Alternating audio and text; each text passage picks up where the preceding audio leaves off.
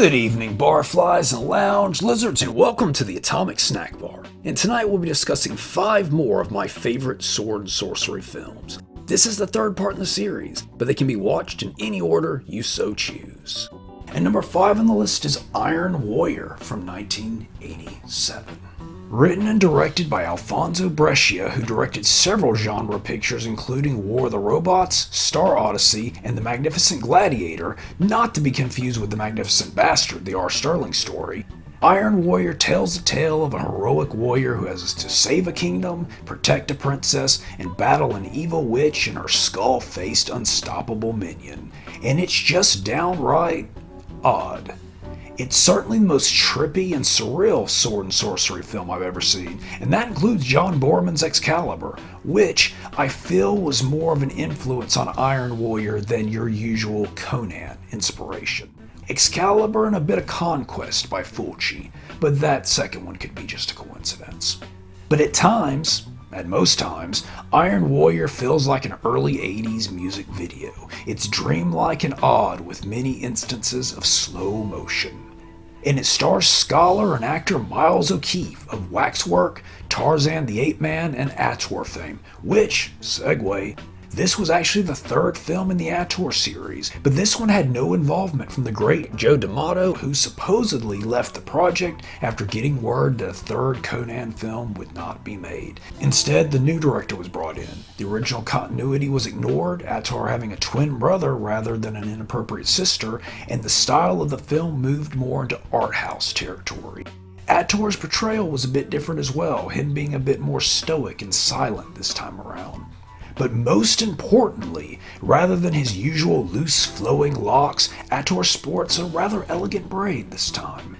This is also the sleaziest of the Ator films, which was a rather welcome addition, or so I'm told. I wouldn't know anything about that. Now, being a rather obscure film, trivia was rather light, so we're about to dig into some unvalidated supposedlies here. But supposedly, the village from the film was the same one used in the 1980 Popeye movie. Also, I saw a claim that Ator's sword was reused as the Sword of Atlantis in the 1997 Conan television series. I found that one a little hard to believe, but stranger things. Iron Warrior is a film that probably isn't for everyone, but if you're in the mood for sword and sorcery meets art house in a dreamy and stylish affair, this is the film to see. I had quite a good time with it. And number 4 on the list is The Warrior and the Sorceress from 1984.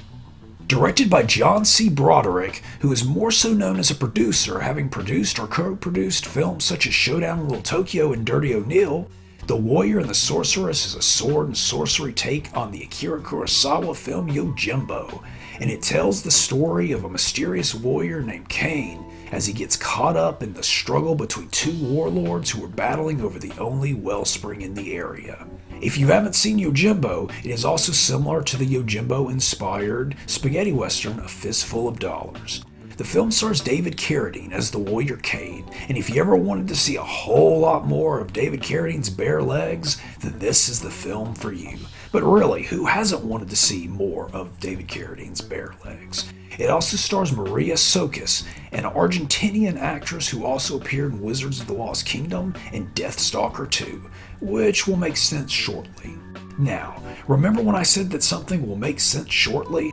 This was the second of 10 films produced by Roger Corman in the 80s in Argentina, the first being the original Deathstalker. The screenplay for Warrior and the Sorceress was written by director John C. Broderick, based on a script by William Stout that was based on a concept by John C. Broderick. Stout, who you probably all know best as an artist, worked on everything from Heavy Metal magazine to storyboards for First Blood to creating the movie poster for the 1977 animated fantasy film Wizards.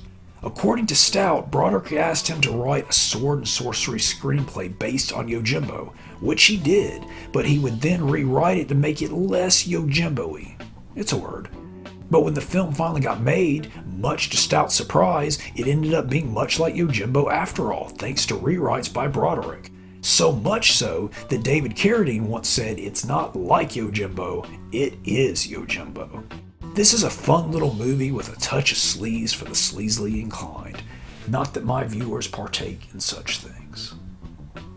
And number 3 on the list is Wizards from 1977. Written, produced, and directed by Ralph Bakshi of Fire and Ice fame, Wizards is a dark, animated feature film, and much like Thundar the Barbarian, it merges post-apocalypse with sword and sorcery, and it tells the story of 2 opposing wizards, one of good who uses magic, and one of evil, his brother, who uses technology for his evil wizardy means, thus making good use of both fantasy and post-apocalypse, and of course we have a ragtag group of questing heroes as well. Wizards stars Bob Holt as our good wizard. Holt is probably best known, in my book, as the voice of Grape Ape, but he was also a shadow demon on the Dungeons & Dragons animated series, and apparently he did voice work for the film Gremlins as well. Then we have Richard Romanus as an elven warrior. Romanus was a voice and screen actor, having appeared in Murphy's Law, Kojak, and the aforementioned Heavy Metal. And in his film debut, we have a young fella by the name of Mark Hamill, who, as I mentioned in an earlier episode, is best known for the 1978 film Corvette Summer, as well as The Guyver from 1991. And speaking of that Hamill lad, Wizards was originally to be called War Wizards, but as a favor to small-time filmmaker George Lucas, who had lent Bakshi the use of Mark Hamill, Bakshi changed the name in order to avoid any confusion with the obscure sci-fi flop Star Wars. Bakshi was a longtime fantasy fan, going back as far as the 1950s when he was in high school. Wizards was his attempt to create a family-friendly film, though that probably isn't the description I would use for it. Bakshi would go over budget for the film, and after Fox turned him down for a budget increase, he would fund the difference himself and use rotoscoping for the unfinished battle scenes, which, for the record, was what was going over budget. Bakshi would soon use this technique for the animated Lord of the Rings feature. And on that, we should take a break. Everyone wants to get their hands on the new Masters of the Universe comic. Advanced Dungeons & Dragons action figures. A world where adventure never ends. You control warriors with battle-matic arms that fight Grimsword. There's no escape from my evil dungeon. Strongheart. Escape is near. Mandoom and Metaflame. With battle-matic arms and shield shooters. Once again, good triumphs over evil. For now. Advanced Dungeons & Dragons action figures with battle-matic features from LJN. And we're back with Barbarian Queen from 1985. Directed by Hector Oliveira, who also directed Wizards of the Lost Kingdom, Barbarian Queen is the third of the 10 Roger Corman-produced Argentinian productions, and it tells the story of a simple village that is raided by the forces of a wicked ruler. Most are either killed or taken as slaves, but 3 women, including the queen, survive and avoid capture. The 3 then set off on a quest for vengeance and to save their people. Barbarian Queen stars Lana Clarkson as our Barbarian Queen, a model and actress. She also appeared in the original Deathstalker, as well as Amazon Women on the Moon and Fast Times at Ridgemont High. Then we have Kat Shea as the Queen's handmaiden. Shea would begin as an actress, but would go on to become a writer and director. Some of her credits include Strip to Kill and Poison Ivy. And finally we have Armand Chapman as our big bad. Chapman, whose real name was Armando Capo, also appeared in The Warrior and the Sorceress under the name Arthur Clarke. Barbarian Queen is also known as Queen of the Naked Steel, which I actually like even better, and it had 2 sequels. Sorta. The first was the actual Barbarian Queen Part 2, and even though it stars Clarkson once again, it is not a direct continuation, or even the same character, but it is implied that this character is the reincarnation of the first Barbarian Queen. Now, here's where it gets really interesting. Clarkson would then appear in the family-friendly Wizards of the Lost Kingdom Part 2, reprising her role from the first Barbarian Queen. Sorta. Same name, same basic character, but not really the same. Kind of an alternate reality type deal. In at least one of these realities, Lana Clarkson performed her own stunts. Barbarian Queen is a sleazy good time, and I'd really like to say more, but I'm all out of trivia.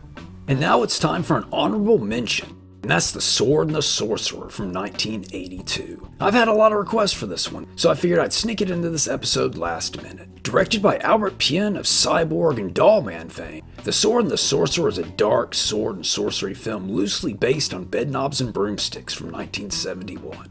And it tells the story of an evil king who's not happy with just his own kingdom, so he decides he wants his rivals as well. So he goes and interrupts the spa day of an evil sorcerer for a good old-fashioned villain team-up. He then takes the rival kingdom, sends the prince into exile, and double-crosses the skin-conscious sorcerer. Many years pass and the former prince returns for a little bit of vengeance, and he does so with a really fancy sword, thus the whole sword thing. The film stars Lee Horsley as our prince. Horsley is probably most famous for this very film, but he was also on the Nero Wolfe series from 1981. Then we have a true legend of character actor bad guys, Mr. Richard Lynch. And this fine gentleman did everything from Invasion USA to Battlestar Galactica to my all-time favorite sword and sorcery film, The Barbarians, which I covered in the first episode of this series. Lynch's unique appearance came courtesy of a less than copacetic evening where, whilst on substances, he set himself on fire. And finally, I wanted to mention another genre film legend, Richard Mall as our Dark Sorcerer. Mall is probably best known for the TV comedy Night Court, but he did a bunch of great genre films as well, including Battlestorm, House, where he played one of the coolest looking ghosts you'll ever see, and another of my all-time favorites, The Dungeon Master. The Sword and the Sorcerer was a pretty big success and one of the most profitable indie films of 1982.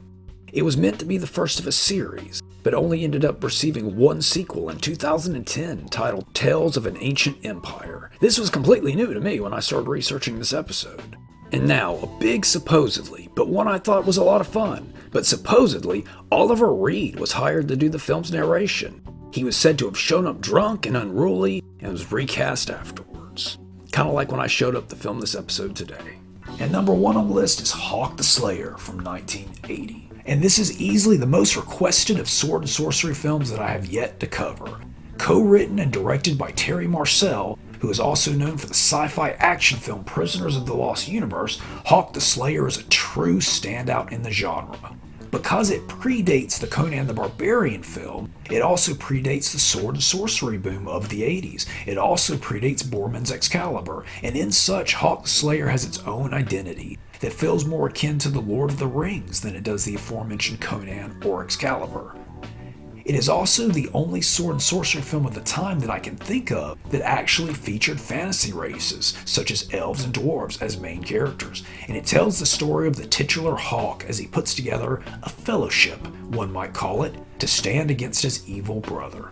Hawk is played by John Terry of Full Metal Jacket fame, and his evil brother was played by Jack Palance of Black Cobra Woman, Gore, and Batman 89. It also featured W. Morgan Shepard, who appeared on Babylon 5, Doctor Who, several different Star Treks, and even did voice work for the Gargoyles animated television series.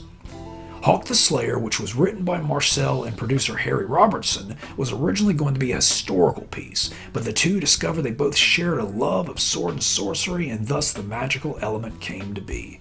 An interesting thing about Robertson, he is probably best known as a musician and worked on numerous scores for Hammer films, including my personal favorite, The Vampire Lovers. A sequel to Hawk the Slayer has been discussed several times. As early as 1980, Marcel told Scène Fantastique magazine that he would be making the film in February 1981, whether ITC, the distribution company, was involved or not. This clearly didn't happen, and then in 2015 the sequel was attempted through crowdfunding, yet this did not work out either. As it stands, Marcel is planning a TV series known as Hawk the Destroyer. And that's all the time we have for this week. Please like, comment, subscribe, watch the skies, stay atomic, keep it snacky.